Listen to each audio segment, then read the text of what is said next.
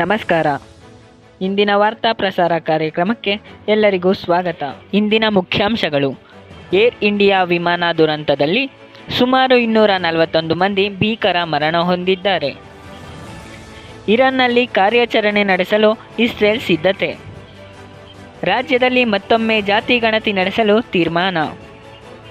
ಕೋಲಾರ ಕೆರೆಯಲ್ಲಿ ತೇಲುವ ಸೌರ ಘಟಕ ನಿರ್ಮಿಸಲು ನಿರ್ಧಾರ ಕೈಗೊಂಡ ರಾಜ್ಯ ಸರ್ಕಾರ.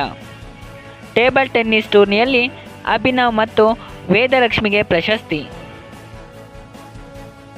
ಗುಜರಾತ್ನ ಅಹಮದಾಬಾದ್ ಅಂತಾರಾಷ್ಟ್ರೀಯ ವಿಮಾನ ನಿಲ್ದಾಣದಿಂದ ಟೇಕ್ ಆಫ್ ಆದ ಕೆಲವೇ ಕ್ಷಣಗಳಲ್ಲಿ ಹಾಸ್ಟೆಲ್ ಕಟ್ಟಡವೊಂದರ ಮೇಲೆ ಏರ್ ಇಂಡಿಯಾ ವಿಮಾನ ಅಪ್ಪಳಿಸಿದೆ. 242 ಮಂದಿ ಪ್ರಯಾಣಿಸುತ್ತಿದ್ದ ವಿಮಾನದಲ್ಲಿ ಗುಜರಾತ್ನ ಮಾಜಿ ಮುಖ್ಯಮಂತ್ರಿಯಾದ ವಿಜಯ್ ರೂಪಾನಿ ಅವರು ಸಹ ಇದ್ದು, ಅವರು ಈ ದುರ್ಘಟನೆಯಲ್ಲಿ ಮೃತಪಟ್ಟಿದ್ದಾರೆ.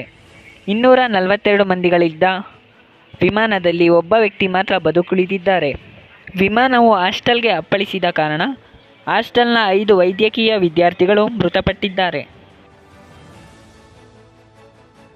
ಮುಂದಿನ ಕೆಲ ದಿನಗಳಲ್ಲೇ ಇರಾನ್ನಲ್ಲಿ ಕಾರ್ಯಾಚರಣೆ ನಡೆಸಲು ಇಸ್ರೇಲ್ ಸಿದ್ಧತೆ ನಡೆಸಿದೆ. ಒಂದು ವೇಳೆ ಈ ಕಾರ್ಯಾಚರಣೆಯನ್ನು ನಡೆಸಿದರೆ ಇರಾಕ್ನಲ್ಲಿರುವ ಕೆಲವು ಅಮೆರಿಕದ ನೆಲೆಗಳ ಮೇಲೆ ಇರಾನ್ ಪ್ರತೀಕಾರ ತೀರಿಸಿಕೊಳ್ಳುವ ಸಾಧ್ಯತೆ ಇದೆ ಎಂದು ಅಮೆರಿಕ ನಿರೀಕ್ಷಿಸಿದೆ. ಜೂನ್ 12ರಲ್ಲಿ ನಡೆದ ರಾಜ್ಯ ಸಚಿವ ಸಂಪುಟ ಸಭೆಯಲ್ಲಿ ಜಾತಿ ಗಣತಿಯ ಮರು ಸಮೀಕ್ಷೆ ಮಾಡಲು ರಾಜ್ಯ ಸರ್ಕಾರ ನಿರ್ಧರಿಸಿದೆ.